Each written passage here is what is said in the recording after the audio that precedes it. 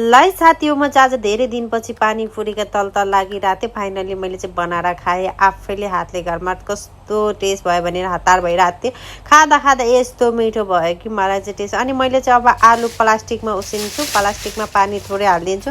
अनि मैले चाहिँ आलु उसिन्नलाई पानी हालेर रेडी गरेँ। त्यसपछि मैले पानीपुरीलाई पनि रेडी गर्दैछु। आज म पानीपुरी खान्छु भनेर देखाइरहेको छु। अनि मैले मिक्सचर निकालेर अब मैले झोलको लागि रेडी गर्छु। झोलको लागि खोर्सानी, धनियाँ, पुदिना हालिसकेँ। त्यसपछि मैले फेरि खोर्सानी पनि हाल्छु। हालेपछि धनियाँलाई त रेडी गर्नु पर्यो, धनियाँलाई पनि हालेँ। अनि सरर मैले चाहिँ पिसेँ। अनि मलाई चाहिँ छोक्रा अलिक मन पर्दैन, त्यही भएर मैले चाहिँ छचनामा तारेँ। अनि प्याजलाई पनि मैले रेडी गर्दैछु। अनि मेरो आलु पनि फाइनली पाक्यो। अब चाहिँ म चाहिँ तातो भइरहेको छ, आलु चाहिँ एकदम हात पोलिरहेको छ होइन।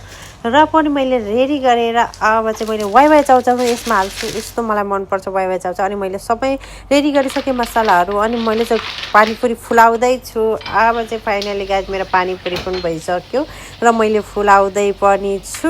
अनि मैले चाहिँ फाइनली बनाइसकेँ। हजुरहरूलाई देखायो। किन दाना दाना बन्नुहुन्छ भने मैले आइस पनि हालेको थियो। अनि मेरो यसरी बन्यो। अब खाएर कस्तो हुन्छ हजुरहरूलाई म टेस्ट बताउने वाला छु।